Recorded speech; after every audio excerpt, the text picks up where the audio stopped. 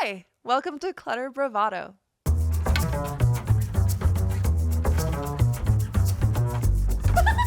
Yes, and it's the energy. It's not just about the stuff. So we should probably just get into it, right? Let's go. Hello.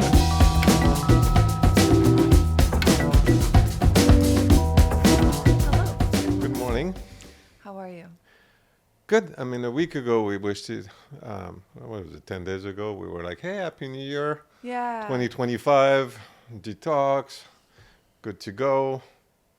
How has that gone for us so far? So far in LA, not so good. Not so good. Not so good. So Just for archival purposes, I'm sure that anyone who's listening to this when it comes out knows what's going on, but Los Angeles has been on fire for about a week.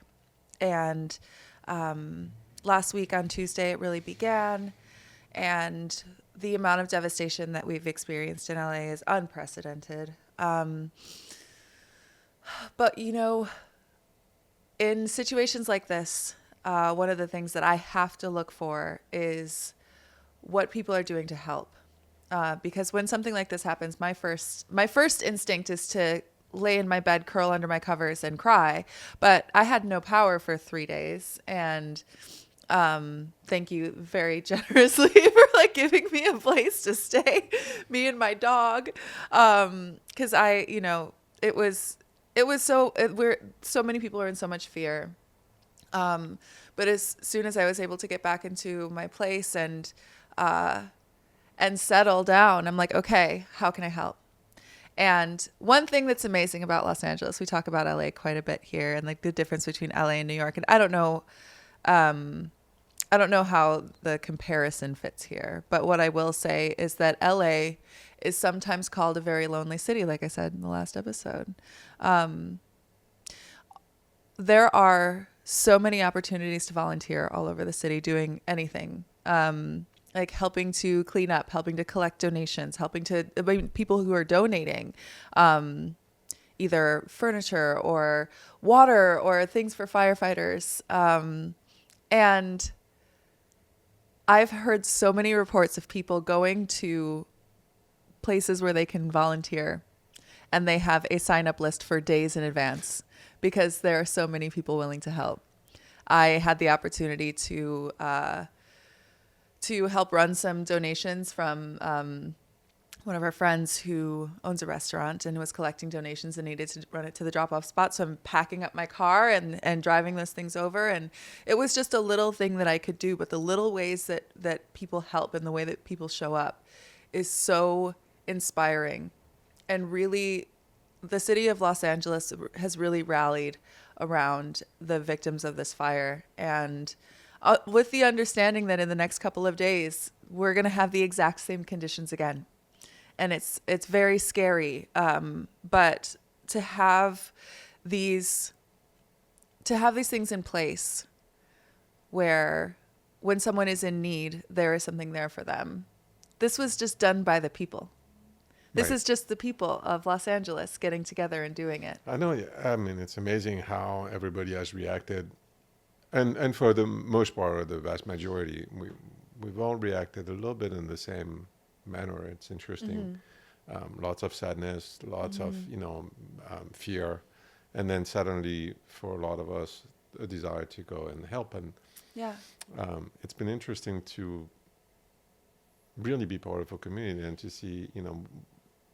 It was my first time in a situation Really? like Yeah. this Yeah. because I had not experienced any. It was that knocking on wood that you just That did was there? knocking on wood. Okay.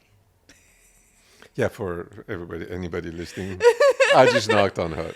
Just knocking on his head, on his own forehead. Yeah, okay. But yeah, it was my where we know so many people that have been impacted. Yeah. Where we feel for them in a really deep way. Yeah. Where you had to evacuate. I mean, partly because you had no power, partly because you had a fire that was Yeah. not Very that far. close to my house. Yeah. But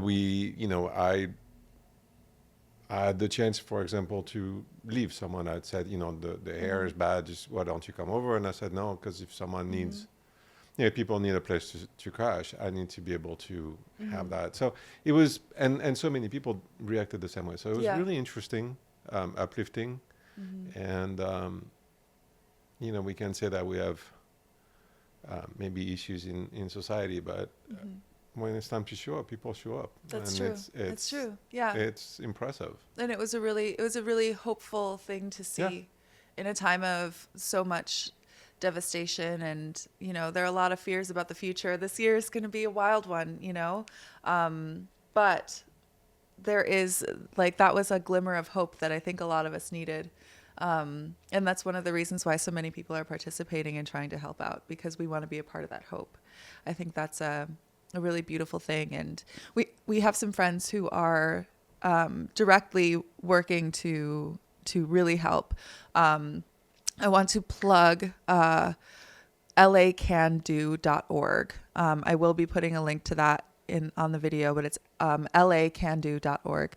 And it is an organization that's been started by Adam Hunter to collect furniture for people who have lost their homes. Furnishings, home goods, that sort of thing. And so if you are a designer, or if you have or a retailer and you have furniture that you're willing to donate, you can go to lacando.org and help to find the drop-off place and get all the information that you need in order to make that happen. And then if you are in need of furniture, there is an application that you can find on that website as well. So that was something that Adam has put together in a matter of a couple of days. And considering the fact that he also lost where he was living as well, again, looking at the helpers, look for the people that are really doing a lot. And also your daughter Chloe has been helping out with that as well. Yeah, from all the way from the Bay Area. From San Francisco. So it's really bringing people together. And so there are resources that are out there. So in the link in the show notes on this episode, I will put a link to that. And then also I'm going to list a bunch of GoFundMes. I have a lot of friends who've lost their homes, who've lost everything. And many of them have GoFundMe campaigns, and I'm going to do the best that I can to get those out there, so that those who are able to donate are have at least a list of things they can choose from in order to send money. Because if you have it, it's important to share it at this time. I think so, yeah.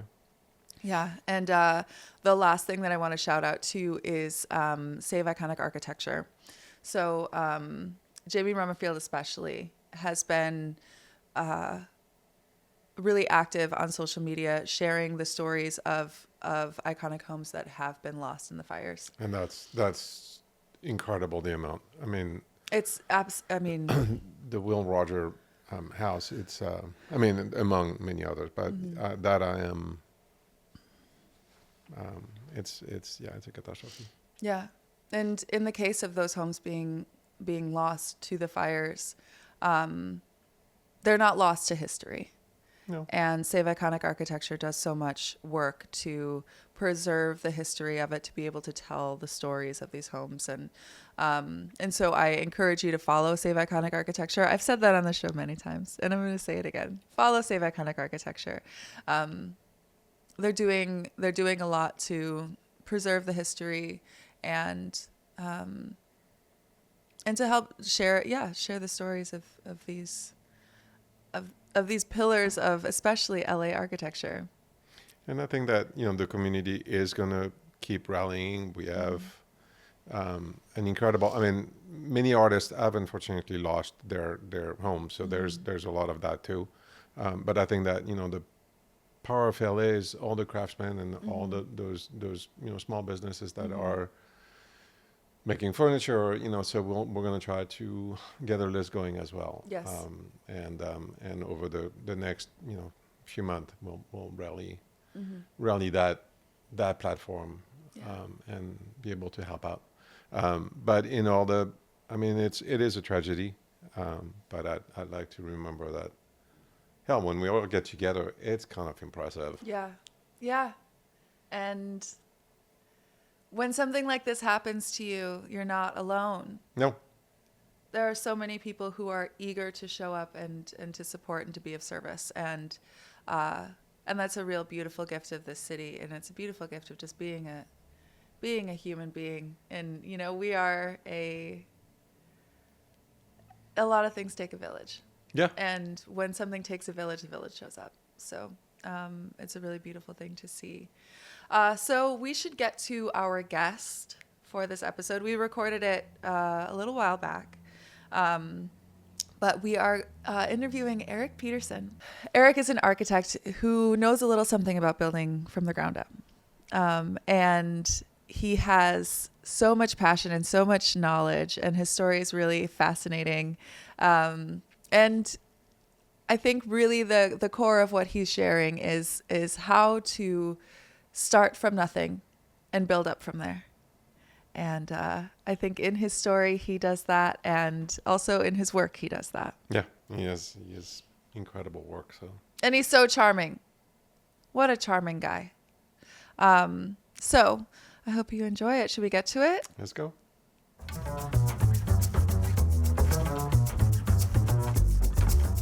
Hi, welcome to Clutter Bravado. Today we are here with Erik Peterson. How are you? Hi, I'm feeling great. Thanks. Yeah, how is getting here today? No problem. Great to be here. Yeah. Okay, so we're going to talk about that. So right away, let's just jump in. You came here from Scottsdale, Arizona, and you're going to be going back tonight. That's correct. Okay, great. Then this is something that you do all the time. Every Wednesday. So for how long? 5 years now. For 5 years. Yes. Okay, this is amazing to me. And I love hearing about that because they talk about like the daily commuters that are flying, and I've never really met those people. I've always wondered about that. But here you are traveling once a week. So what is your daily timeline when you are in Los Angeles? You fly in at what time? It's a 7 a.m. flight from Phoenix to Burbank. So it's an hour flight. Okay. And then it's about an hour drive from Burbank to Beverly Hills.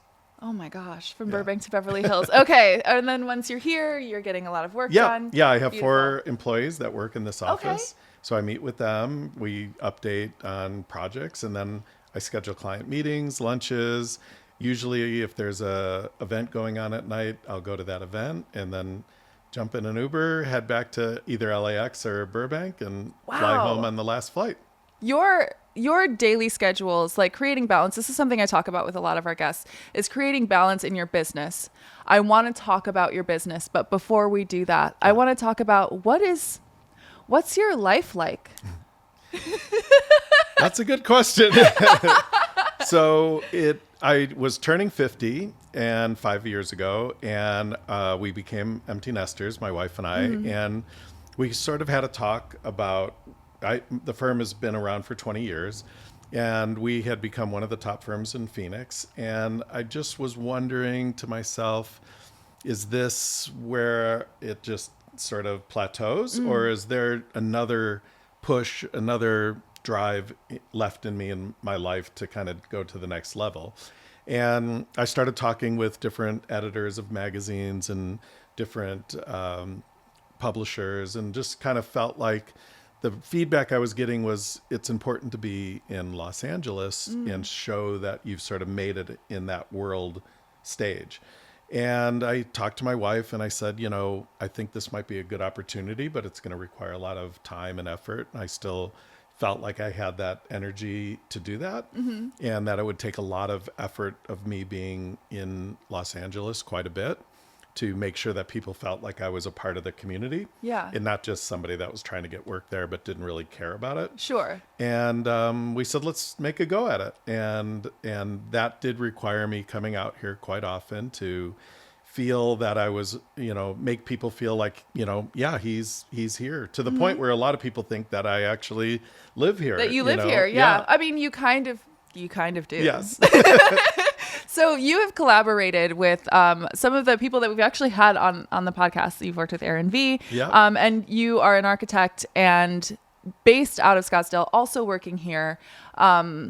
How is it that you are able to build that community here? Like within the past 5 years, have there been any like challenges that you've had sort of breaking in?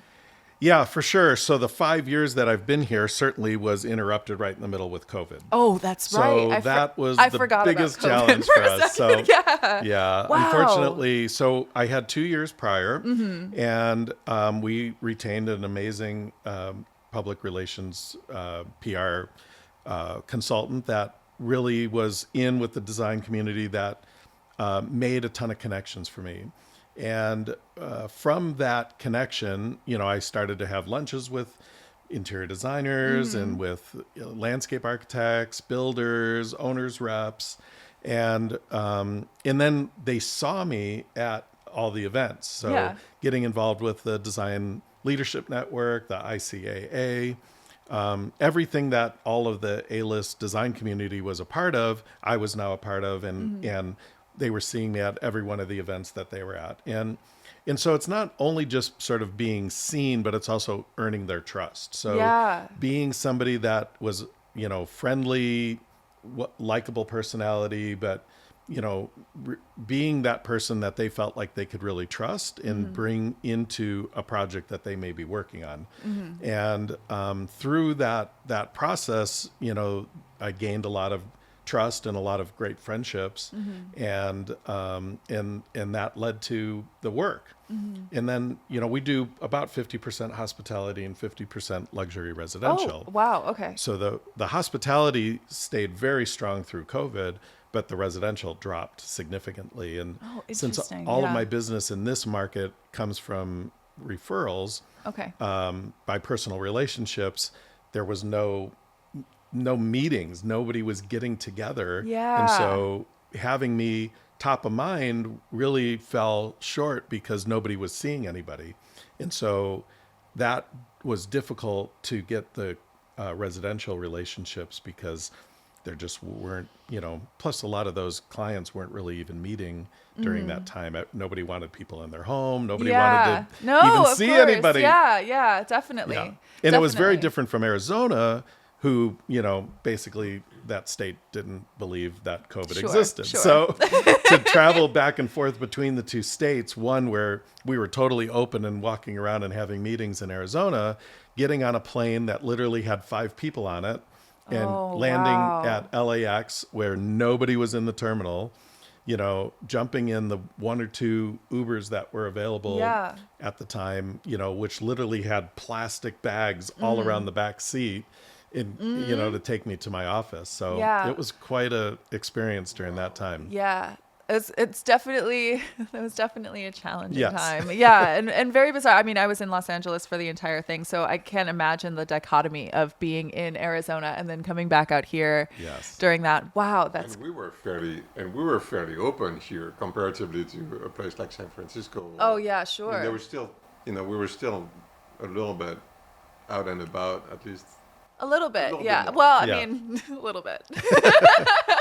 But that's amazing that you were able to still build that during that time and make it through that. Yeah. And the way that I was introduced to you was through a panel that you did at the Pacific Design Center during Fall Market 2024. Yes. And you were talking about collaborations. And I think that going from not being in the community at all in Los Angeles to then being someone who's on a panel talking about what it's like to be a collaborator. When it comes to working with other designers and collaborating, what is something that you feel is a principle that is the most important when it comes to doing that? Yeah, I think it's letting your ego down for the benefit of the project. Yeah. And, I think that's a hard thing for some designers to do No because way. everybody's got to have that power play. I know. Yeah. But I think that's probably one of the bigger qualities that I have is that I really enjoy that collaborative process. I like having the interior designer, the landscape architect, even the builder all at the table. We all bring something to the project that makes it better. And, the end result is for the client to have that benefit of all of that collaborative effort. And I think the major thing is that we all like each other. So Yeah. I think that is what lets the guard down when I'm sitting across the table from people that I'm friends with and I respect them. And then we could have a really fun time. And I'm not trying to prove something. They're not trying to prove something. And it's just like, I'm getting all excited over what they're bringing to the table. They're getting excited what I'm bringing to the table. And we're having fun during that time. Yeah. So for me, the collaborations are really more about finding those people that I really enjoy being friends with. Yeah. Is it something that, because even though I look 10 years older than you, I'm actually the same age, but that's okay. We won't judge. Do you think that it's an experience and age that makes you, or were you always like that? I think I was always that way. I mean, I think my personality is more about creating friendships, and I've collaborated with, people twice my age or, half my age. So, I mean, it's less like that I love the aspect of what everybody brings to it. And especially some of the people that I've worked with who are older than me, they've been able to teach me the importance of travel. And, when I travel, to see the certain things, to know how to bring that into your design. Some people go and they travel and they walk through projects or hotels and stuff, but some people like notice things like, the table that's around the corner from the lobby, and then there's a lamp that's, over here. And, I've worked with one gentleman that just had all of that data, and we'd sit at meetings and he was able to say, at this hotel in Venice and at that hotel in France, and the clients have all been to these places and they know that, they remember that. And the knowledge, the communication of a design through travel and experiences was magical to me. And so that inspired me to want to do those things as well. And I only achieved that by these collaborative efforts and working with all of these different people who had different experiences. Yeah, there's so much that can be gleaned from people who are in the same industry but are approaching it in different ways. Yeah. So how would you describe the way that you approach design? Like maybe even from when how you started and how that's evolved over time. Yeah. It's hard to say, because I think some people just have a knack for it. Like, where you hear musicians talk about, like, they just get, the music just came to them, right? Yeah. So I feel like I was just blessed with a way of being able to pull designs just out of, sort of a conversation with a client and seeing a site and being able to merge those things together. And I mean, it really started for me very early on. I mean, I was, since like 6th grade, I wanted to be an architect. Oh, that's so cool. That's very rare with people Yeah. who sort of have had a vision from the very early stages of their development in saying that they want to be something and then becoming that. Yeah. And, so I think it started with like watching This Old House on PBS. And it's like an early memory of me and my dad. Yeah. And then playing with Legos and building things. And then, when I went to high school, I was at a high school outside of Chicago that had an entire 4-year architecture program. Really? Which was very outside of the norm. And so Yeah. I was actually able to do some architectural drafting for those 4 years. Wow. And at the same time was working in the backstage crew at our drama theater and Perfect. designing Set all of design. the Yeah, sets. yeah, that's so cool. And I think the thing that really hooked me was I was able to design those sets, build them, and then that moment when the curtain goes up and the audience would like literally applause the scenery that I did, then I was like, that's it. I'm hooked. Yeah. I want to do this the rest of my life. I love that so much. And also, I did know that you were from the Midwest. I knew that you were from Chicago. Yeah. And I was going to bring that up because I'm from Wisconsin, just over the border. So I'm like from that same Yes. area. My dad grew up in Niles, Illinois. Yeah. So Park yeah. Ridge was right next door. Oh yeah, no, Yeah. that's amazing. Oh, that's so cool. So, so you were there, and then you went to school in Iowa, correct? Yes, Iowa State. Okay. So after that, like how long did you plan on staying in that area, or did you have plans to move out west? Yeah, no. So I probably didn't even know what Arizona was and that it existed. I always had that dream, like every probably kid that grows up in Chicago and wants to be an architect, of working at Skidmore, Owings and Merrill in the Sears Tower with a Oh, suit and yeah. tie and a Yep. briefcase. Yep. And that was my dream. And I went off to college in pursuit of that dream. And in my 4th year, we had a foreign study program in Rome. And I spent an entire semester in Rome and traveling throughout Europe. And that was my first experience in doing something like Wow. that. Yeah. And I came back from that with a completely changed outlook in life and different objectives and goals. And it just changed everything for me. How did you end up in Scottsdale initially? So during that time, the architecture program's 5 years. So I had one more year after I came back from Rome.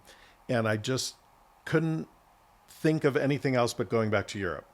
And so, and then at that time I was also thinking, gosh, I'm going to have a professional degree, but I won't have a master's degree. And that maybe I should just keep my options open to teaching at some point. And so I should look at, which schools maybe I should go to for a master's degree. And at the time I was noticing that Chicago and the Midwest was kind of drying up. The work wasn't good, and everybody was looking at firms that were just doing like old age, healthcare, and I was like, oh, I'm not doing that. And so I looked to Forbes magazine. They had an issue that came out that said top 5 states of growth, and I was like, okay, top 5 states of growth. Which of those states have great architecture masters universities? And the top state that came out at the top for me, it was like Texas and Georgia and Florida and Arizona. And I was like, Arizona. Well, Phoenix, Arizona has the Chicago Cubs in spring training. Oh, that's true. And, Okay. and so I was like, gosh, and it tended to be that everybody from the East Coast went to Florida and Yeah. everybody from the Midwest went to Arizona. Yeah. So I said, well, it sort of feels very Midwest here. They've got the Cubs. Because they had the Cubs, there was a lot of Chicago restaurants that I loved in the Phoenix area. Portillo's and Lou Malnati's. I had no idea Yeah. about that, actually. That's great. So I was like, I kind of feel at home here. Yeah. And I got accepted to Arizona State University.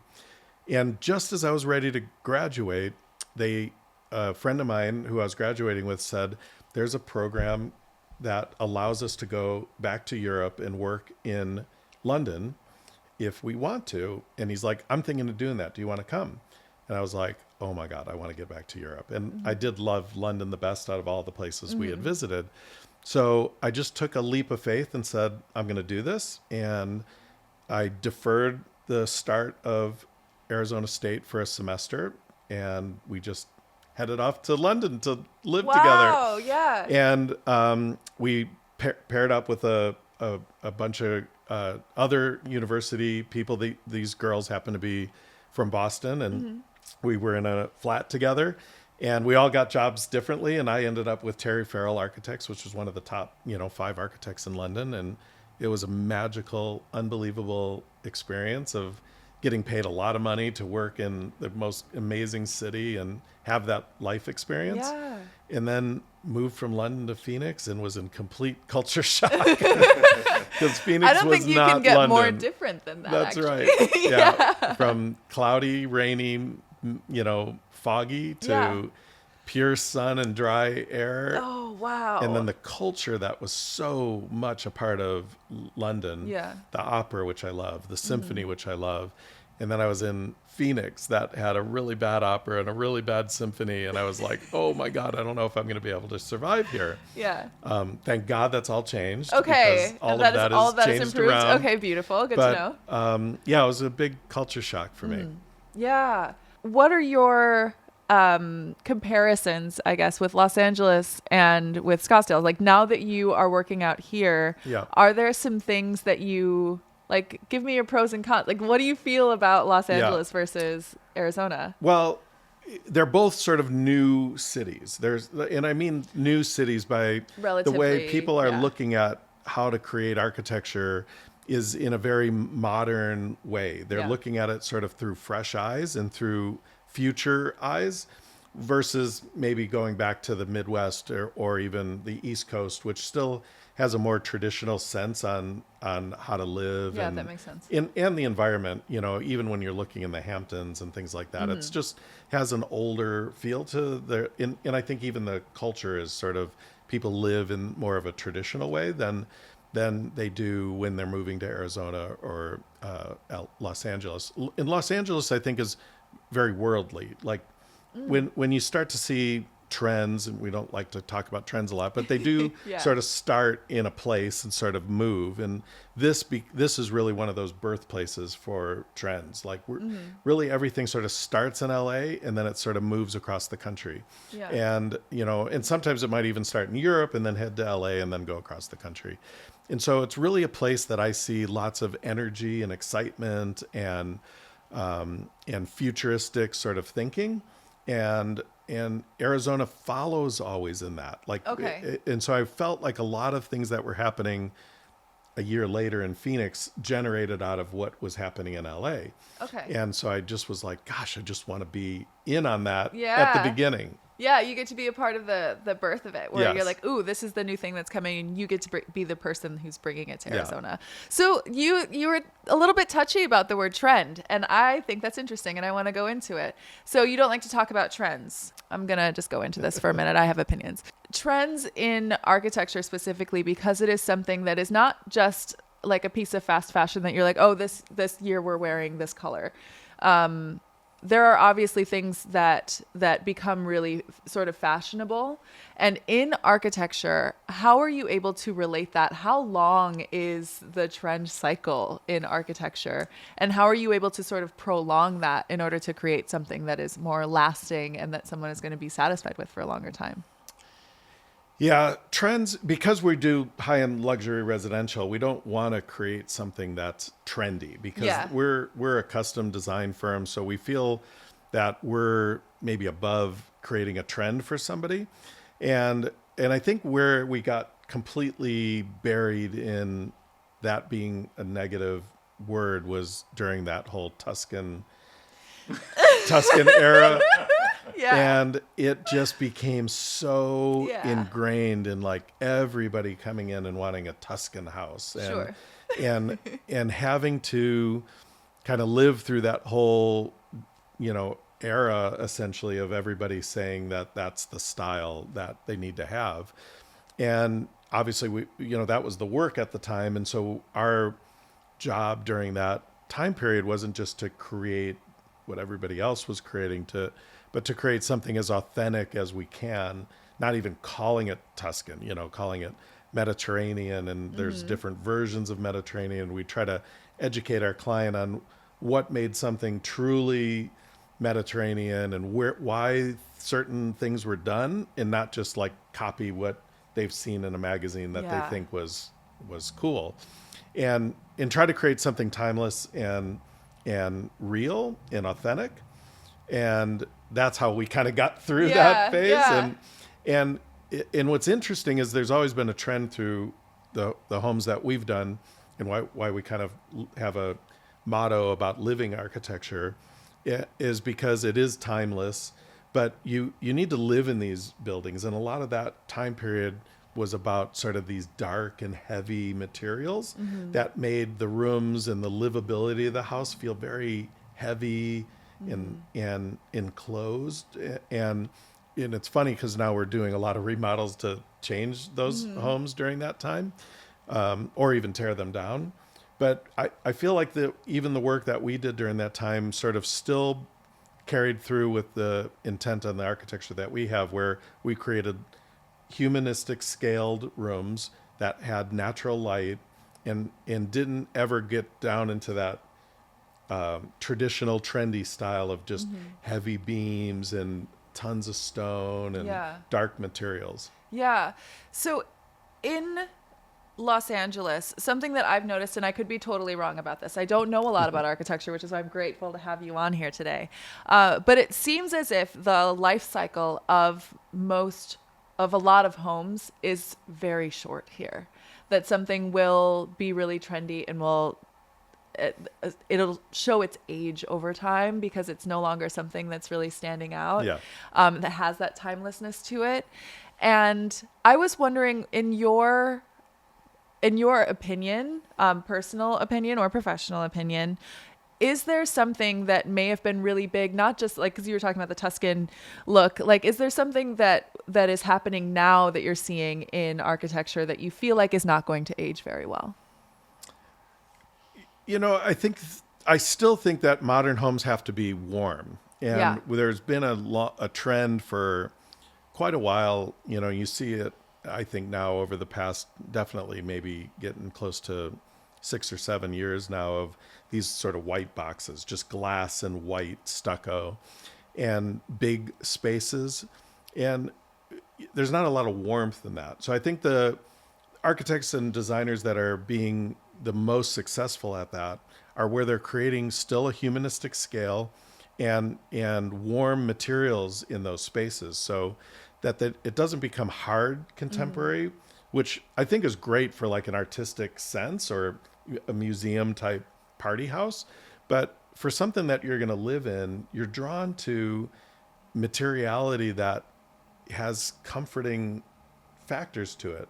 And that could be modern, and I think that's a big reason why that the postmodern movement was so successful, because it blended sort of colors and materials that we all love together with a modern, house. Yeah. And you still see so much of that in Palm Springs, and it's a huge movement of people who love that architecture because there's something that just has a humanistic quality to it. Absolutely. I like that you keep using the word humanistic, and the human scale, because I've definitely been through a few buildings that I'm like, oh, this doesn't feel like I'm supposed to be in here. Like, this is a place that you pass through or that you look at or that you can admire. But I feel like, especially in a lot of residences, when you have like the large scale, the huge ceilings, the really big rooms, there is something that feels like it's missing.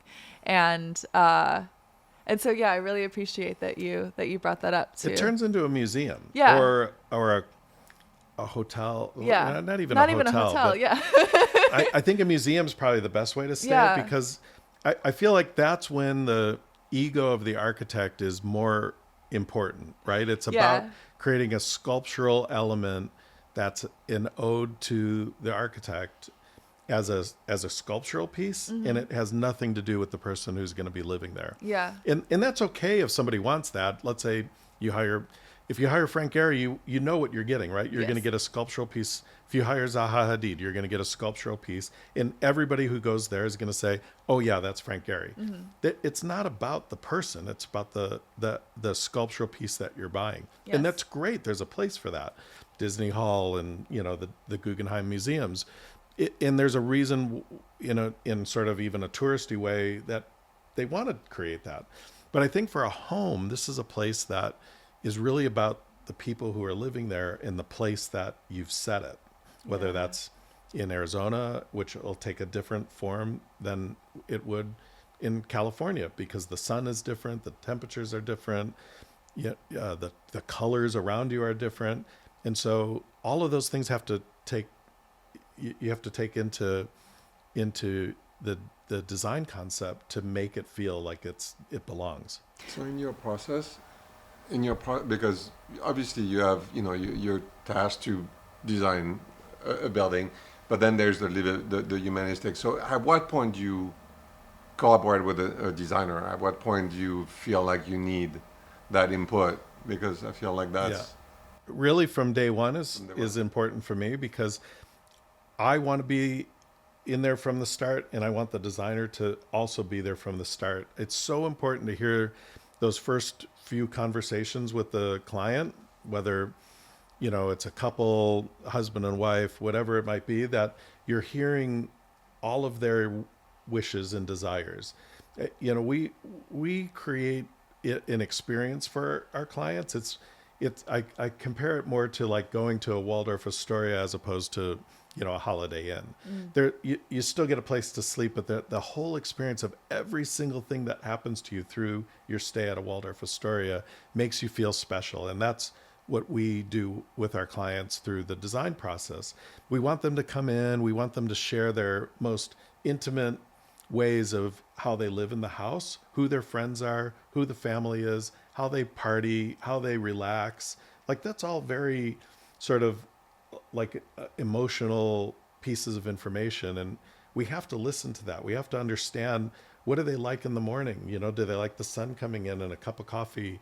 Do they exercise? You know, what are the unique traits? Because that all works into how we're going to lay that house out. And if I'm getting that information and the interior designer isn't, or vice versa, then we're missing a piece of the puzzle.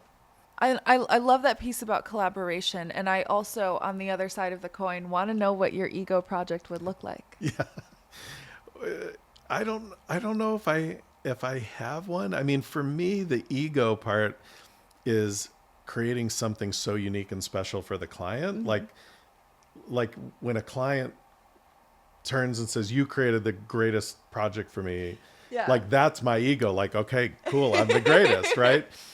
Like I don't feel like looking at something that is just a sculptural piece that is super cool that a whole bunch of other architects might like, that but nobody could really live in. Sure. You know, even more so, like our hospitality work maybe is even more exciting for me, because and this is more of the ego talking.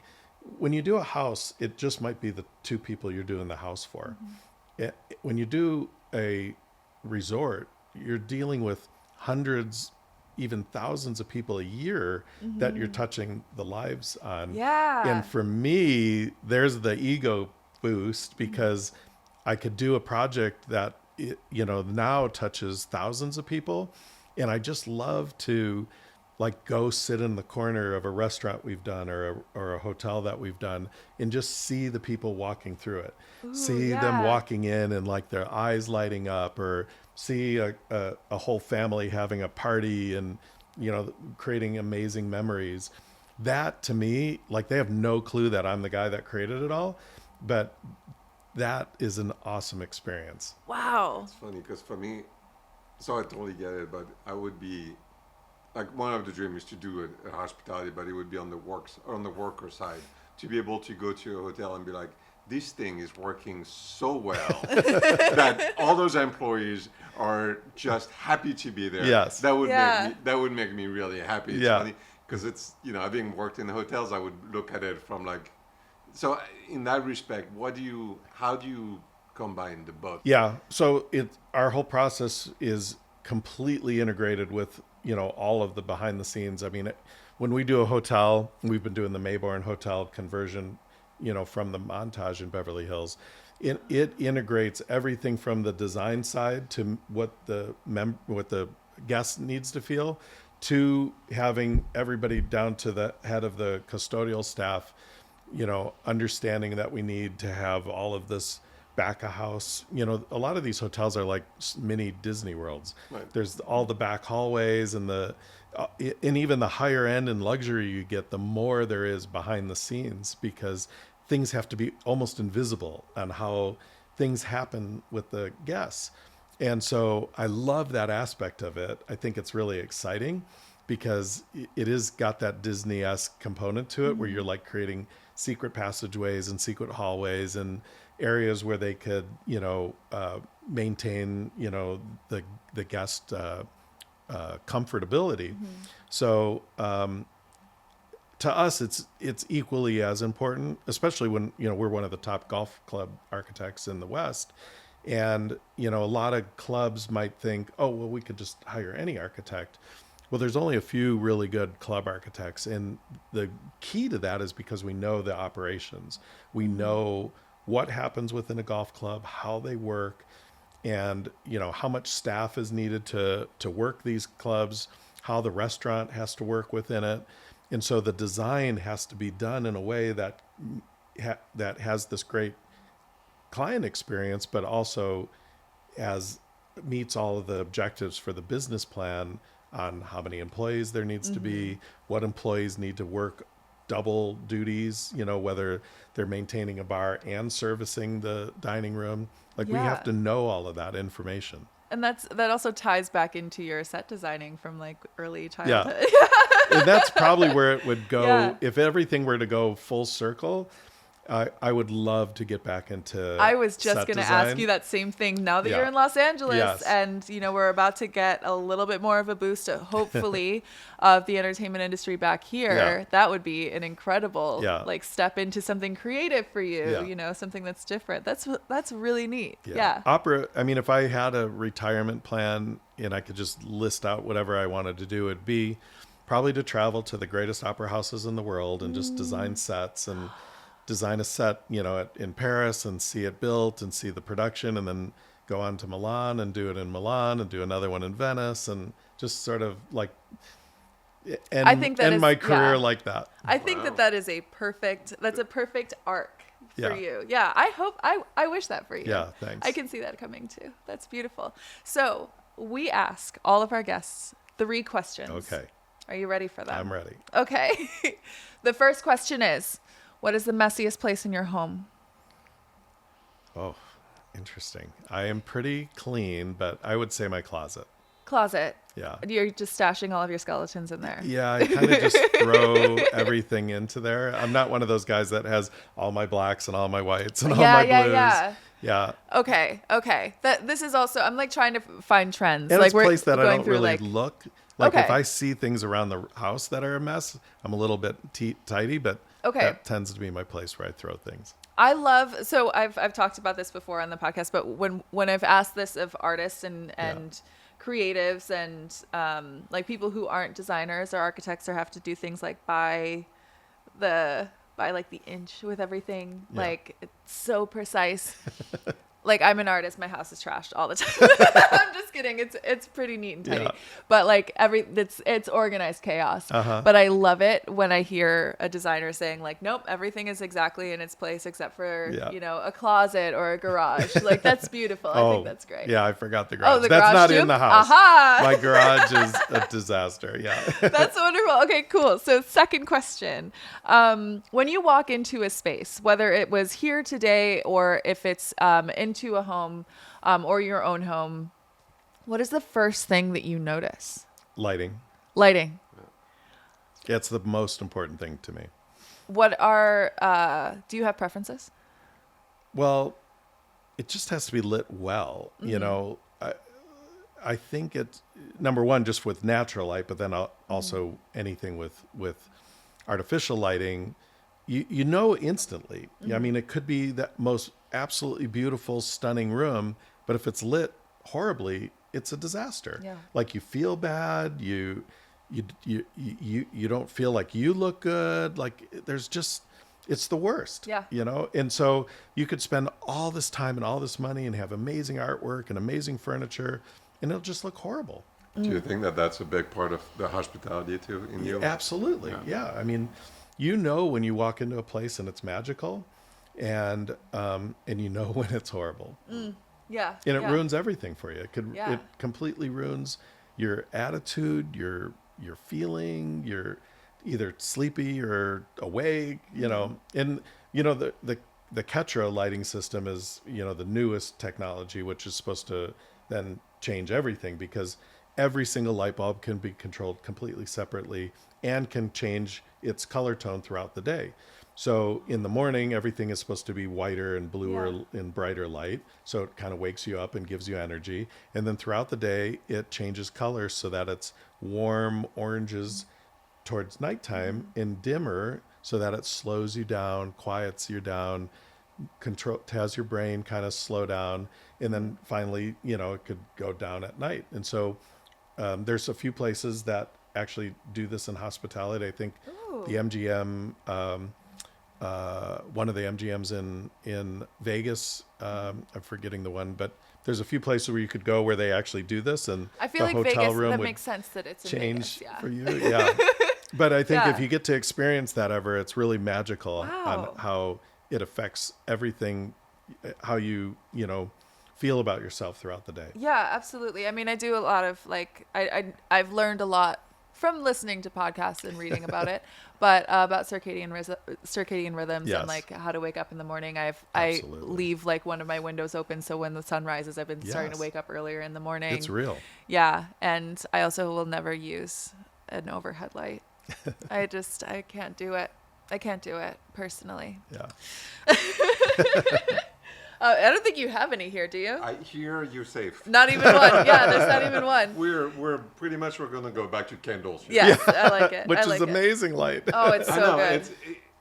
it's funny because this apartment, 1920s, we have there's no chandelier here. Yes. So it's all, but it's funny because at night it's just like super, and I do light up candles. I like the candle light Yes. because it kind of makes you be like, well, it's time to shut down. And I was talking to a designer who has the project has 193 recessed lighting in the house. And I'm like, that's the version of me that sounds like hell. Yeah. Yeah, I agree. It's like I'm like 100. It doesn't matter. It's just it should not. But so here we're safe. Yeah, Yeah. the living room in my apartment has a bunch of them. It's not a huge room, and it has so many of them. And anytime I've turned it on, it just feels so cold and uncomfortable. Yeah. I just can't stand it. But lighting, beautiful. Thank you for your answer. Third question. What is your favorite space in your home or favorite space that you have created? You can pick one of the two. Yeah, that's a tough one. I prefer like smaller, intimate spaces, and so like little cozy nooks tend to be things that I'm drawn to, and I'm not sure why. I don't know why that maybe something in my childhood made that comfortable feeling, but anything that you could sort of like get sort of into a cozy little niche with tons of pillows and just kind of get all cushy in it. Yeah. I tend to get drawn to. I like that. That reminds me, as you were describing that, I thought of the den in my grandparents' house. Everybody has these memories, and where that's why I think it was like wood paneling in the room, but they had like cozy couches, and that was like where everyone after dinner would just like go and like have a seat, watch TV or watch a movie before we go to bed, and like it was just like this cozy little area. I love that. Yeah. Did you have that in your childhood home? I can't remember that, but I think I always liked to be cuddled. Yeah. Like, so I think those Did you make forts as a spaces- kid? Oh, all the time. Pillow forts all Yes. the time? Yeah, absolutely. Yeah. So the big thing that I had as a child was a train set. That was I had an nice. HO scale, Yeah. and I had it all laid out in my basement, and I would just go down there for hours and build new buildings and add new pieces of track. But that's So when you say that you've been doing this forever, you've been doing this forever. Yes. You've been building forever. Yeah. I love that. You've had like your eye on one thing and you've aimed there. And that's what makes me feel like you're going to be doing set design in opera houses all over the world. Great, thank you. Yeah, like late into your 70s if you feel like it. Yeah. Or, you should retire by then and just go lay down. You've been quite busy.